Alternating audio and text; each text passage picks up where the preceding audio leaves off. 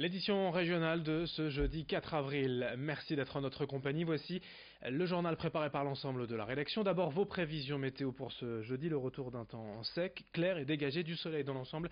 Parfois quelques passages nuageux, mais rien de bien grave, pas de précipitation. En revanche, un temps frais. On a eu des températures négatives cette nuit dans la région, surtout dans les campagnes. 1 ou 2 degrés ce matin et de 10 à 11 degrés cet après-midi du littoral à la métropole lilloise. On en reparle avec les prévisions météo complètes juste après cette édition.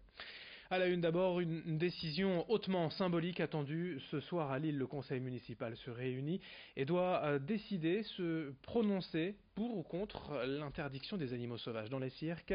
À l'origine, c'est un vœu, précisément, déposé par les élus du groupe Europe Écologie Les Verts, proche de la majorité de Martine Aubry, et qui s'appuie sur un récent sondage IFOP pour la fondation 30 millions d'amis. 67% des Français souhaiteraient que l'on interdise les animaux sauvages dans les cirques. La France est d'ailleurs l'un des derniers pays d'Europe n'ayant pas encore pris position, contrairement à la Belgique, l'Italie, le Royaume-Uni, le Portugal, l'Irlande, la Croatie, la Bulgarie ou l'Autriche. Des villes françaises même se sont positionnées contre les animaux sauvages dans les cirques, Montpellier ou Strasbourg. Explication avec un militant de la cause animale hier devant la mairie de Lille au micro de Rémi Desremeaux. Les cirques ne peuvent absolument pas répondre, et c'est une impossibilité absolue, ne peuvent pas répondre aux conditions physiologiques, mentales et sociales des animaux sauvages. Les animaux sauvages ont besoin d'espace, ils ont besoin de contact avec leur père, et dans les cirques, ils n'ont pas l'espace requis, ils ne peuvent pas être en contact avec d'autres animaux. Ils sont enfermés. Ils sont transportés et on les dresse, et le dressage c'est une coercition.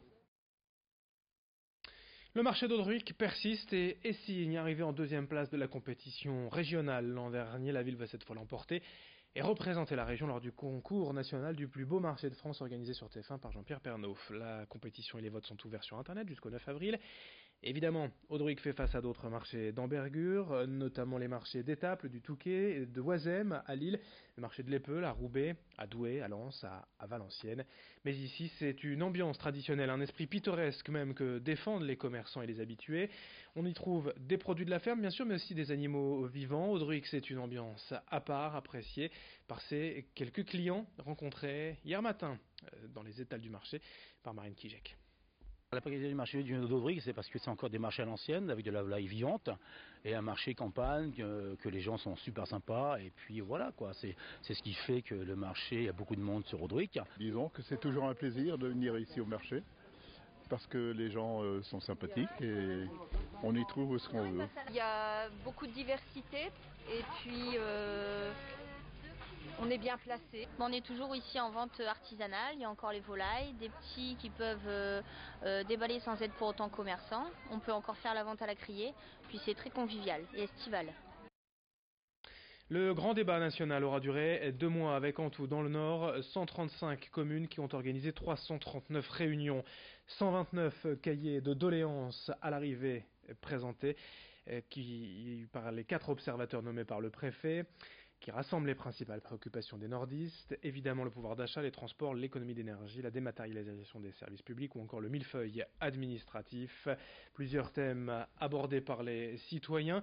Cette synthèse aujourd'hui rendue publique et remise à l'État. Jacques Vernier, l'ex-maire de Douai, et l'un de ces 4 observateurs nous en dit plus au micro d'Idil Gunaï. Ce qui nous a marqué, c'est le thème du pouvoir d'achat, et donc de la fiscalité, parce que la fiscalité rogne le pouvoir d'achat des gens. Le fait qu'ils veulent absolument que leurs élus, et notamment les parlementaires, soient exemplaires, qu'il n'y ait pas d'avantages indus. Sur la transition écologique, comme justement ce sont des personnes un peu âgées, ils y sont peut-être en définitive moins sensibles que des personnes plus jeunes. Oui, ils ne se sont pas trop exprimés sur le changement climatique. Ils sont même peut-être un peu réticents vis-à-vis des énergies nouvelles, vis-à-vis du véhicule électrique. Ça, personnellement, ça m'a un peu marqué, oui. Une tradition régionale également à Moringhem, près de Saint-Omer, c'est le retour des épeutenards chaque année depuis 24 ans. Au mois d'avril, ces créatures investissent les rues de ce village d'à peine 500 habitants. Il s'agit en fait d'épouvantails que l'on appelle ici en patois local des épeutenards. Chaque année, les habitants imaginent et fabriquent eux-mêmes ces épouvantails selon leur inspiration, leurs envies. Il n'y a pas de thème imposé, juste le plaisir de perpétuer la tradition. Tout au long des prochains jours et dès ce week-end, de nombreuses animations sont prévues dans le village. Une course, un trail découverte de 5 ou 10 km et puis bien sûr le Grand Bûcher. La clôture de l'événement le 30 avril, tous les épeutenards seront brûlés.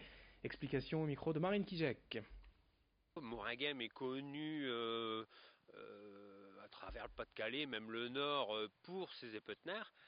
Et ça fait toujours plaisir de voir des associations caritatives, des associations d'handicapés qui non seulement viennent visiter, ça leur permet d'avoir une sortie, et qui aussi contribuent à ce mois des épeutenards parce qu'ils fabriquent dans des ateliers, dans leur association, des épeutenards qui viennent poser librement un peu partout dans le village. Et puis on parle d'emploi pour terminer ce journal à l'occasion de la Coupe du Monde féminine de football en France du 7 juin au 7 juillet. 6 matchs auront lieu dans la région, à Valenciennes, au stade du Hainaut. Et il y a besoin de main-d'œuvre, des agents logistiques, des serveurs, des hôtesses d'accueil, des conducteurs de cars, des animateurs. Des dizaines de profils sont nécessaires et recherchés. Le bus de l'emploi, Proman, l'agence d'intérim responsable de ces recrutements, sera demain à Valenciennes sur la place d'Armes de 9h à 17h. Si vous êtes intéressé, n'hésitez pas à vous y rendre avec votre CV. Explication avec Pauline Rivière, assistante d'agence Proman à Valenciennes, que nous avons joint par téléphone.